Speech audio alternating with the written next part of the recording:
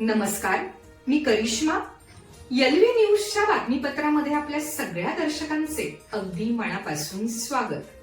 आपण पाहत आहात एलव्ही न्यूज. महांकाली सहकारी साखर कारखान्याचे अस्तित्व, कर्मयोगी विठ्ठल कामण्णा कुळेकर बापू यांच्या त्यागगाथेचा वारसा आणि पुनरुज्जीवनाची आर्तसाद. कवठे महांकाळ विशेष प्रतिनिधी.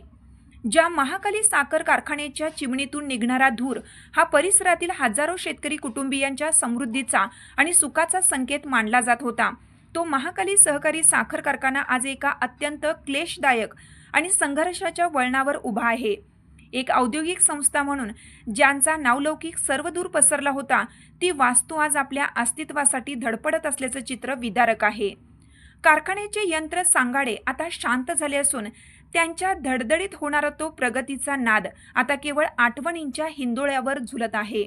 या कारखान्याच्या निर्मितीमागे स्वर्गीय राजाराम बापू पाटील यांचे स्वप्न आणि कर्मयोगी विठ्ठल कामण्णा कुळेकर बापू यांच्यासारख्या ध्येयवेड्या नेत्यांचा आणि कारखान्याचे तत्कालीन चेअरमन नानासाहेब सगरे यांचा अफाट त्याग दडलेला आहे. कारखान्याच्या उभारणीचा हा महायज्ञ एकट्याने फुलवला नव्हता, तर बापूंच्या सोबतच अनेक निष्ठावान सहकार्यांची फळी रात्रंदिवस उभी होती.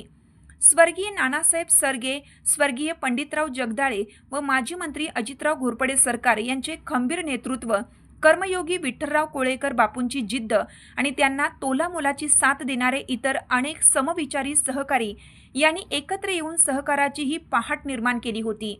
त्या काळी बापूंच्या जीपमधून होणारा प्रवास असो किंवा नानासाहेबांच्या मार्गदर्शनाखाली गावखेड्यातून उभे केलेले शेअर्सचे जाळे, या सर्व प्रक्रियेत अनेकांनी आपल्या श्रमाचा होम केला होता. आज हे सर्व आठवताना कुळेकर बापूंचे नातू आणि युवा नेते विक्रमभैया कुळेकर हे देखील आपल्या आजोबांच्या या संघर्षमय वारशाची आठवण काढत कारखान्याच्या आजच्या स्थितीबद्दल चिंता व्यक्त करताना दिसतात. त्या काळी ज्या निष्ठेने आणि कष्टाने हे स्वप्न वास्तव्यात उतरवण्यात आलं होतं, ती जिद्द आज कुठेतरी हरवल्याची जाणीव होते. स्वतःच्या सुखाचा त्याग करून ज्यांनी या संस्थेची वास्तू उभा केली, त्या सर्वांच्या त्या श्रमाचे मोल आजच्या परिस्थितीत पुसले जात असल्याचे दिसले. सध्याच्या घडीला कारखान्याची अवस्था म्हणजे एका दीपस्तंभाची झालेली अंधारमय स्थिती आहे. व्यवस्थापनातील त्रुटी आणि कारखान्याच्या हितापेक्षा स्वार्थाला मिळालेले प्राधान्य यामुळे या संस्थेची अधोगती झाली आहे.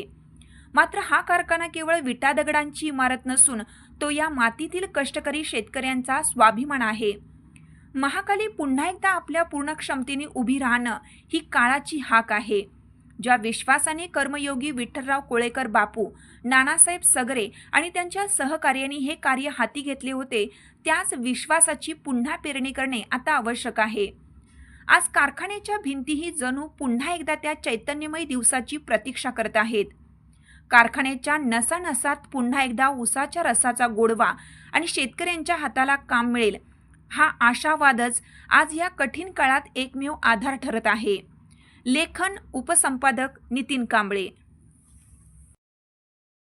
चालू घडामोडींचे अपडेट्स जाणून घेण्यासाठी आपल्या एलव्ही न्यूज चॅनलला सबस्क्राईब जरूर करा, लाईक करा, शेअर करा व कमेंट देखील करा.